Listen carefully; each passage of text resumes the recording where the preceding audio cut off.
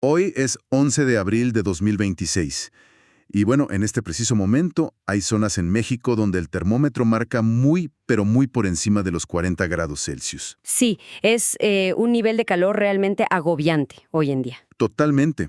Y fíjate que mientras la infraestructura eléctrica de varias ciudades pues parpadea al borde del colapso por esta sobredemanda de energía, hay reportes financieros que publican algo loquísimo. Ajá. Los famosos sectores ganadores, ¿no? Exacto. Ciertos sectores comerciales y turísticos están experimentando ganancias récord. O sea, el calor extremo está fundiendo cables en la calle y al mismo tiempo inyectando millones a ciertas industrias. Es una paradoja, la verdad. Y esa contradicción brutal es justamente el centro de nuestra exploración de hoy. Así es. En este análisis profundo vamos a revisar reportes recientes del Servicio Meteorológico Nacional, también informes clínicos de la Organización Mundial de la Salud y modelos predictivos internacionales. Todo esto con una misión muy clara, que es conectar los puntos invisibles de este fenómeno. Porque digo, entender cómo un domo de calor afecta desde el transformador de la esquina hasta la forma en que nuestro corazón bombea sangre, pues es la única manera de navegar esta realidad climática. Para todos los que nos escuchan. Y para conectar esos puntos, creo que hay que empezar por dejar de pensar en el calor como una simple molestia térmica. Claro, como si fuera solo sudar un poco más y ya. Exacto. Lo que los datos de este año nos muestran es una alteración estructural. Estamos viendo el resultado acumulado de un sistema atmosférico que perdió su equilibrio histórico. Y esto afecta geografía, economía, biología. Y para dimensionar lo que está pasando en esta temporada de calor, que recordemos oficialmente abarca de marzo a septiembre, tenemos que mirar un poco hacia atrás. Sí, el contexto histórico es clave aquí. Porque los reportes señalan que 2024 fue catalogado como el año más cálido jamás registrado a nivel global. Así es. Y a nivel nacional, los datos muestran que 8 de los 10 años más calurosos que ha vivido México, pues han ocurrido apenas en la última década. Es una escalada constante. Es una tendencia muy agresiva. Pero lo que me genera mucho ruido al leer los modelos predictivos para este 2026 es la fuerza con la que empezó la temporada. Sí, los picos térmicos. Tuvimos picos altísimos desde finales de marzo. Y, a ver, normalmente, a principios de la primavera, los frentes fríos actúan como una especie de escudo, ¿verdad? Nos dan un respiro entre los días soleados. Digamos que sí, era la dinámica habitual. Pero pareciera que este año ese escudo desapareció por completo. Es como un horno que se dejó precalentando durante toda una década y alguien le subió al máximo. Es una gran analogía, pero técnicamente el escudo no desapareció, sino que perdió la fuerza para penetrar hacia el sur del territorio. Órale, ¿y eso por qué pasa? Tiene una explicación termodinámica. Los océanos han estado absorbiendo gran parte del calor excedente del planeta durante años. Claro, funcionan como esponjas de calor. Exacto, y un océano más caliente modifica las corrientes de aire globales y altera la corriente en chorro, que es, haz de cuenta, este río de aire rápido en la atmósfera superior. Ajá. Al alterarse esa corriente, los frentes fríos que normalmente bajaban desde el Polo Norte y refrescaban a México, pues se quedan estancados más al norte, o se debilitan muy rápido. Lo que deja la puerta abierta para que se instale el aire caliente sin ninguna resistencia. Peor aún, fíjate, permite que se instalen sistemas de alta presión. Imaginemos un domo invisible gigante sobre el país. Un domo que nos atrapa. Sí, y este domo hace que el aire descienda. Al descender, el aire se comprime y, por pura física, al comprimirse, se calienta. ¡Wow! Además, ese mismo aire descendente evita que se formen nubes. Tienes días enteros, semanas enteras de radiación solar directa sin una sola gota de lluvia, calentando la superficie de manera implacable. Con razón las proyecciones muestran que para mayo de este año los picos térmicos van a ser inusuales y las olas de calor tendrán una duración que, francamente, rompe con los patrones históricos de las últimas décadas. Y ojo, porque esto se empalma peligrosamente con la canícula, que es este periodo de sequía a mitad del verano, extendiendo el estrés térmico casi ininterrumpidamente hasta septiembre. Híjole. Entender esa mecánica del domo ayuda mucho a visualizar por qué la temperatura pues no baja ni siquiera en las noches. Es como estar dentro de una olla de presión. Totalmente. Pero la distribución de este calor sobre el mapa de México no es para nada uniforme. Si miramos el reporte de hoy, 11 de abril del Servicio Meteorológico Nacional, hay estados que parecen estar justo en el epicentro de este horno. Las famosas zonas cero del calor. Sí. Hablamos de temperaturas máximas reportadas hoy de entre 40 y 45 grados Celsius en Sinaloa, el norte de Nayarit, Michoacán, el sur de Morelos, Guerrero, Oaxaca y toda la costa de Chiapas. Esas son las zonas de impacto agudo hoy en particular.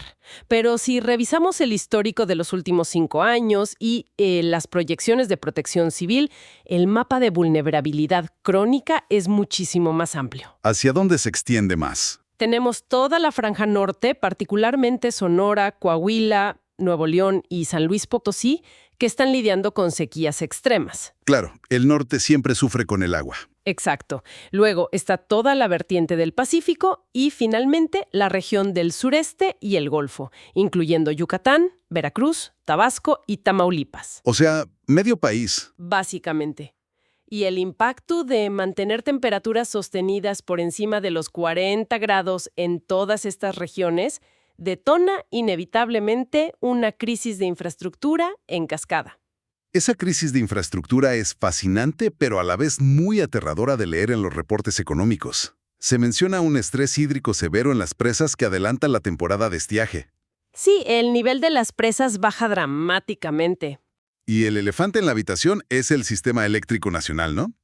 Pero a ver, al mismo tiempo que pasa esto, publicaciones financieras hablan de sectores ganadores. Los que capitalizan la ola de calor. Exacto.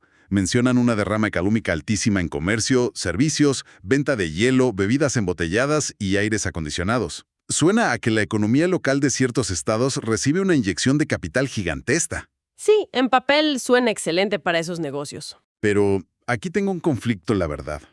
Me cuesta trabajo reconciliar ese optimismo económico con la realidad física de la red eléctrica. Digo, ¿de qué sirve vender miles de aires acondicionados o tener los hoteles llenos si no hay energía para encenderlos? Es que diste en el clavo. Es un espejismo económico a corto plazo. ¿Un espejismo? Sí, porque tienes este pico de consumo por pura necesidad de supervivencia, lo cual infla los números del comercio minorista y el turismo de balnearios, pero los costos ocultos de esta temporada terminan devorando esas ganancias. A ver, explícame eso de los costos ocultos. ¿Te refieres a la red eléctrica? Precisamente. Los transformadores eléctricos en las calles, por ejemplo, dependen de aceite mineral en su interior para disipar el calor que generan al funcionar normalmente. Ajá, como un refrigerante. Exacto. Cuando la temperatura ambiente supera los 40 grados durante varios días consecutivos y además tienen una sobrecarga porque todos encienden la ventilación al mismo tiempo, ese aceite pierde sus propiedades aislantes. ¡Wow! Y ahí empieza el desastre. El cobre aumenta su resistencia, el equipo se sobrecalienta y literalmente explota o se funde, provocando apagones masivos. Y obviamente un apagón masivo destruye de inmediato la rentabilidad de esos famosos sectores ganadores. De inmediato, sí. Los supermercados pierden toda la cadena de frío, lo que significa millones en inventario de perecederos echados a perder. Claro, la comida se pudre en horas. Los restaurantes no pueden operar, la industria manufacturera frena las líneas de producción. Y algo crítico, los sistemas de bombeo de agua potable de las ciudades, que funcionan con electricidad, pues se detienen. Lo cual agrava todavía más el estrés hídrico que ya teníamos por la sequía. Es un círculo vicioso tremendo. Totalmente. Fíjate que hay otra industria que los reportes de Conadesuca destacan y que depende del clima casi bioquímicamente. Me refiero a la agricultura. Uy, sí, el campo sufre muchísimo. Encontré datos sobre el impacto en la agroindustria de la caña de azúcar y me llamó mucho la atención cómo el calor no solo seca la tierra, sino que altera a la planta misma. Sí, la caña de azúcar es un ejemplo perfecto de cómo este cambio en los patrones climáticos altera los ciclos industriales desde la raíz. ¿Qué le pasa exactamente a la caña? Para que la zafra, que es la cosecha de la caña, sea exitosa y rentable, requiere lo que en agronomía se llama una gran amplitud térmica. Amplitud térmica. Ajá. Necesita días muy cálidos, alta insolación, pero noches forzosamente frescas. O sea, un contraste fuerte entre el día y la noche. Exactamente. Pero a ver, ¿qué pasa en la planta si la noche sigue estando a 30 grados por culpa de este domo de alta presión del que hablábamos? Ahí está el problema. Si la noche es caliente, la planta sigue respirando a un ritmo acelerado y para respirar, consume los azúcares que produjo durante el día. Wow, se come su propio azúcar. Exacto. En cambio, si la noche es fresca, el metabolismo de la planta se ralentiza. Y esos azúcares, la sacarosa, se acumulan en el tallo, que es lo que la industria quiere. Claro, para venderla. Pero el calor extremo nocturno evita esa concentración de sacarosa, así que los ingenios azucareros terminan procesando toneladas de caña para obtener una fracción del azúcar que obtenían hace, digamos, 5 años. Y ese golpe a la productividad se traduce en inflación pura. Afecta el costo de cientos de productos en los estantes del supermercado. Así es, nos pega directamente en el bolsillo a todos. Este colapso de las redes eléctricas externas y el fallo en la bioquímica de los cultivos que me acabas de explicar me lleva inevitablemente a pensar en otra estructura, mucho más frágil, que colapsa bajo estas mismas condiciones. ¿Te refieres al cuerpo humano? Sí, nuestro propio cuerpo. Leyendo los informes de la Organización Meteorológica Mundial, veo que utilizan un término bastante sombrío para referirse al calor extremo. Lo llaman el asesino silencioso. Es un término fuerte, pero muy preciso. Y al principio suena exagerado, pero al revisar los datos del CENAPRESE y ver cómo reacciona la biología humana, empieza a tener todo el sentido del mundo. Sí, la medicina preventiva divide estos impactos en directos e indirectos. Y las estadísticas de la Organización Mundial de la Salud respaldan completamente ese término de asesino silencioso. Empecemos con los impactos directos. A ver, entre los más severos, más allá de la deshidratación común y las quemaduras solares, está el agotamiento por calor. Que es cuando te sientes súper débil, ¿no? Exacto. Aquí el cuerpo empieza a perder cantidades masivas de agua y, muy importante, sales minerales esenciales mediante el sudor. Ajá. Sin esos electrolitos, el sistema nervioso empieza a fallar en la transmisión de señales a los músculos, incluyendo al corazón. ¡Qué peligroso! Y la emergencia absoluta, el colapso total, es el golpe de calor, que clínicamente está tipificado con el código T67.0. Hace cuenta que es como el sistema de enfriamiento de un motor, ¿no? Un automóvil necesita que el líquido anticongelante y el radiador estén circulando constantemente para disipar las altísimas temperaturas que genera la fricción. Es una excelente analogía, sí. Porque si el coche se queda sin líquido, el motor sigue funcionando hasta que las piezas metálicas literalmente se funden entre sí por el calor, destruyendo el sistema de forma irreversible. Me imagino que el cuerpo hace algo similar cuando se queda sin su propio anticongelante. Totalmente. El sudor es nuestro mecanismo de disipación principal. Es nuestro anticongelante. ¿Ok? Cuando una persona sufre el golpe de calor severo, ha llegado a un nivel de deshidratación celular tan grave que el cerebro toma una decisión, digamos, drástica. Apaga la sudoración. ¿Apaga el sudor? Pero si es cuando más lo necesitas.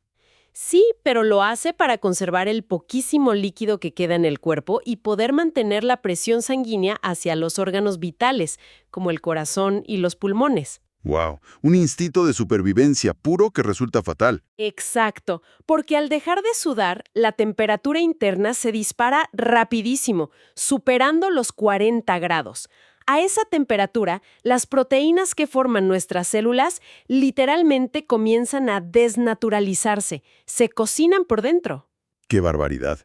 ¿Y cómo sabemos que alguien está llegando a ese punto crítico? Los síntomas de alarma incluyen una piel muy caliente, enrojecida, pero completamente seca. Ya no hay sudor.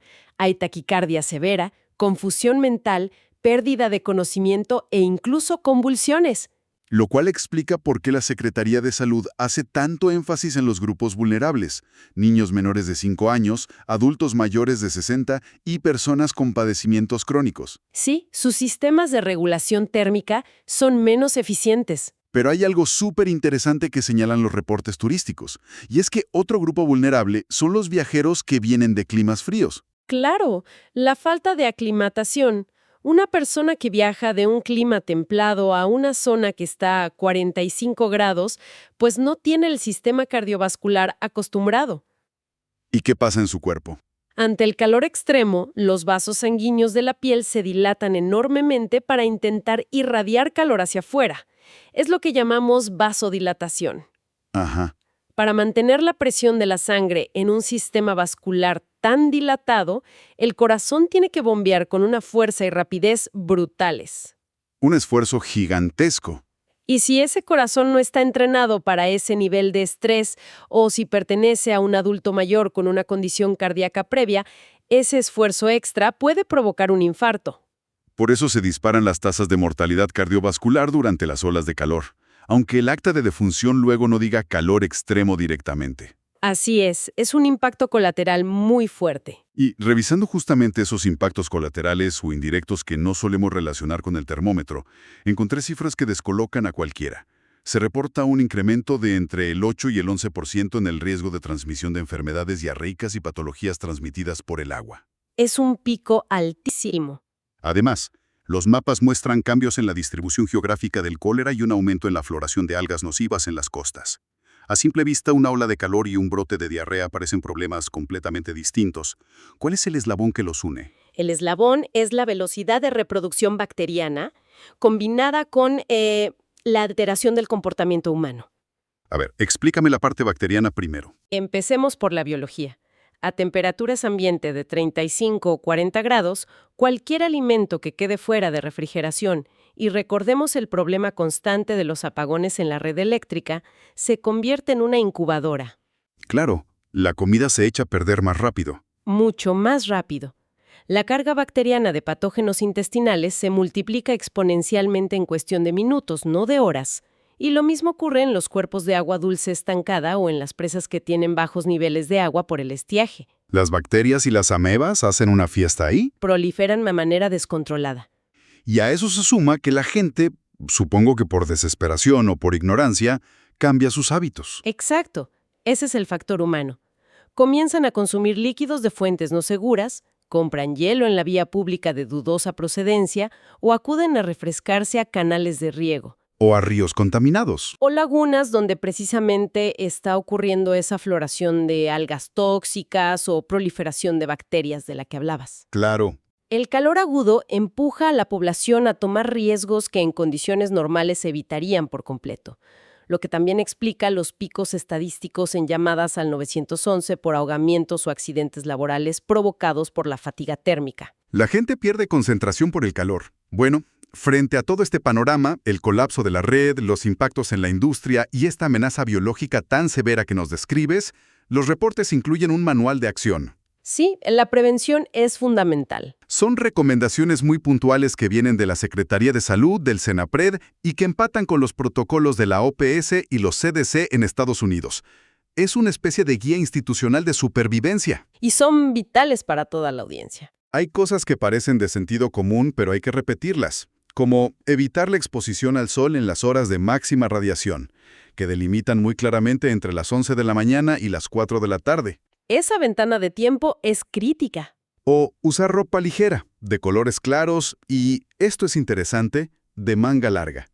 A simple vista uno pensaría que la manga larga da más calor. Pues fíjate que el tema de la ropa de manga larga es crucial, porque la tela clara refleja la radiación y crea una microcámara de aire entre la piel y el exterior. Una microcámara. Órale. Sí, y esto facilita la evaporación del sudor de manera mucho más eficiente que si la piel estuviera expuesta directamente al sol achicharrante, recibiendo el daño celular. Tiene mucho sentido científico. También recomiendan, de manera irrenunciable, cero actividad física intensa al mediodía, usar filtro solar de al menos FPS 15, lentes de protección y sombrero o sombrilla si es obligatorio salir. Es un escudo personal, básicamente. Pero hay una recomendación específica de la Secretaría de Salud sobre la hidratación que me hace mucho ruido. Dicen textualmente que se deben consumir más de 2 litros de agua diarios, incluso si no se tiene sed. Es la regla de oro. Y lo destaco porque biológicamente estamos programados para reaccionar a estímulos, ¿no? Si nos duele algo, quitamos la mano, si hay hambre, comemos. Pedirle a una persona que beba líquidos constantemente cuando su cerebro no le está mandando ninguna señal de sed, pues parece ir en contra de nuestra programación evolutiva. Entiendo tu punto. Va un poco en contra de la intuición inmediata, pero la fisiología detrás de esta recomendación institucional es incontestable. ¿Por qué? Porque el mecanismo de la sed en el ser humano no es un sistema de advertencia temprana. Es una alarma de emergencia que suena, digamos, demasiado tarde. O sea, cuando tengo sed ya estoy deshidratado. Exactamente. Para cuando el cerebro detecta el espesamiento de la sangre y te envía la sensación de boca seca o sed intensa, el cuerpo ya ha perdido entre el 1 y el 2% de su peso corporal en pura agua. ¡Wow! Ya vas perdiendo la batalla. En un entorno de 45 grados, estás perdiendo vapor de agua a través de la respiración acelerada y el sudor continuo a un ritmo tremendo. Un ritmo que supera por mucho la capacidad de asimilación del estómago si intentas rehidratarte de golpe con 1 litro de agua. Te cae pesadísimo y ni siquiera lo absorbes bien. Exacto. Por eso, beber de a poco antes de tener sed es la única forma de garantizar que ese anticongelante celular del que hablábamos antes nunca baje de su nivel crítico. Es un mantenimiento preventivo en lugar de uno correctivo, me queda clarísimo. Ahora, pongámonos en el peor escenario. Si la prevención falla y nos encontramos frente a una emergencia real en la calle o en la casa. Alguien con un golpe de calor. Sí, una persona con los síntomas del código T67.0, o sea, piel roja, supercaliente, seca y con confusión o desmayo. Los protocolos de emergencia establecen pasos muy estrictos para la gente alrededor. Así es, los primeros auxilios son de vida o muerte ahí. Primero, dicen llevar a la persona inmediatamente a la sombra o a un área bien ventilada. Segundo, elevarle los pies. Tercero, desvestirla en la medida de lo posible y aplicar compresas de hielo o paños empapados de agua muy fría. Y hay un detalle clave en esa aplicación de frío. Sí, señalan que debe ser específicamente en las axilas y en las ingles. ¿Por qué en esos lugares tan específicos? La instrucción de usar las axilas y las ingles no es nada aleatoria. Son los puntos del cuerpo humano donde las arterias principales, como la arteria femoral en la ingle y la arteria axilar, pasan mucho más cerca de la superficie de la piel. Ah, claro, ahí sientes el pulso súper fuerte. Exacto. Son arterias que llevan en mayor flujo de sangre. Entonces, aplicar frío extremo en estas zonas actúa como un sistema de enfriamiento rápido directo al torrente sanguíneo.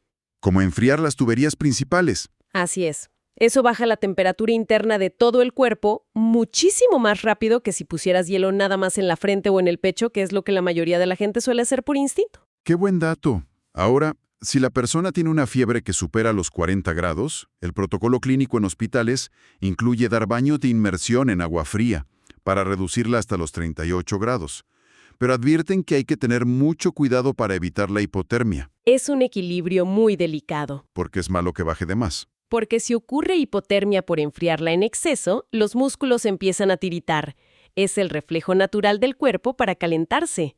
Y el movimiento de tiritar genera fricción muscular, y por lo tanto genera más calor interno. Sería totalmente contraproducente, volveríamos al inicio. Exactamente. Por eso se detiene el enfriamiento en 38 grados. Y hay otra advertencia en estos protocolos médicos, una advertencia súper rotunda que atraviesa todos los manuales de salud institucional que revisamos. Supongo que hablas de la automedicación. Sí, la prohibición absoluta de automedicar. Dicen explícitamente, nada de dar pastillas que normalmente usaríamos para bajar una fiebre común por infección, como el paracetamol o el ibuprofeno. Administrar esos medicamentos a alguien durante un golpe de calor severo puede ser letal, literalmente letal. ¿Por qué? Si siempre los tomamos para la fiebre. Porque la fiebre por infección es el cerebro subiendo el termostato a propósito para matar a un virus o bacteria. En cambio, la hipertermia por golpe de calor es el entorno sobrecalentando el cuerpo a la fuerza, en contra de la voluntad del cerebro. Claro, el origen es completamente distinto. Totalmente. Los mecanismos son otros. Además, hay un tema fisiológico grave. Esos medicamentos tienen que ser metabolizados por el hígado y por los riñones para funcionar.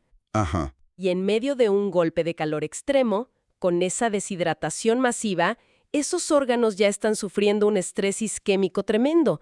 Es decir, les falta flujo sanguíneo adecuado y oxígeno. Ya están trabajando al límite de la falla. Exacto. Obligarlos a procesar un fármaco químico en ese preciso momento puede provocar una falla hepática o renal aguda fulminante. ¡Guau! ¡Qué información tan valiosa! Entonces, la única ruta viable, entiendo, es bajar la temperatura de forma física, con medios físicos como el agua, y acudir inmediatamente a una unidad médica o llamar al 911. Es la única forma segura de actuar. Pues si observamos el cuadro completo de todo lo que hemos explorado hoy, el nivel de interconexión es asombroso. Es un sistema complejo que nos afecta en todos los niveles. Partimos de un océano sobrecalentado que empuja estos domos de alta presión sobre el territorio mexicano. Vimos cómo esa misma presión aplasta ciertas geografías, disparando los termómetros en la vertiente del Pacífico, el norte y el Golfo por encima de los 40 grados. Y vimos cómo eso detona el colapso de infraestructura. Claro, comprendimos cómo esa carga térmica derrite los transformadores, paralizando la economía y asfixiando cosechas enteras como la de la caña de azúcar, mientras que, paradójicamente, altera la reproducción bacteriana en nuestra comida y en el agua estancada. Lo que detona la crisis de salud de la que hablamos. Y finalmente, desglosamos paso a paso la mecánica de cómo el cuerpo humano lucha desesperadamente por mantener sus proteínas intactas, y repasamos las herramientas institucionales vitales para proteger a quienes nos escuchan y evitar una tragedia. Todo es un engranaje gigantesco, como bien dices. Y fíjate que analizar esta cadena de reacciones físicas, económicas y biológicas nos obliga a mirar hacia el futuro con otra óptica. Sí, ya no podemos ignorarlo. Los datos que revisamos indican que la anomalía es la nueva constante. El estiaje se adelanta, las presas se vacían mucho más rápido y las alertas de calor se emiten cada vez más temprano en el año. Es innegable. Ante la contundencia de que 8 de los últimos 10 años han roto récords de temperatura en México, seguir llamando a esto una temporada de calor parece insuficiente, ¿no crees? Sugiere que hay un inicio y un final que, honestamente, ya no existen con tanta claridad. Y eso plantea un dilema de adaptación gigantesco para nosotros como sociedad. Si este es el nuevo piso climático de marzo a septiembre, toda la coreografía de la sociedad mexicana va a tener que ajustarse. Desde cómo trabajamos hasta cómo construimos. Exactamente. Nos deja la gran incógnita de si en un futuro cercano las ciudades van a tener que replantear sus legislaciones laborales para prohibir definitivamente el trabajo en exteriores durante las horas pico, emulando a lo mejor a culturas del Medio Oriente. O los horarios escolares, por ejemplo. Totalmente. O si la arquitectura misma de nuestras zonas urbanas deberá abandonar de una vez por todas el asfalto negro que retiene tanta radiación, sustituyéndolo por materiales reflectantes e infraestructura de sombra permanente en las calles. Son preguntas que tenemos que empezar a resolver ya. Así es. La información está sobre la mesa. La maquinaria climática ha cambiado sus reglas, y la capacidad de entenderla y adaptarnos a ella será literalmente nuestra mayor prueba de supervivencia. Gracias por acompañarnos en esta exploración. Un gusto estar aquí para desmenuzar esta información tan vital.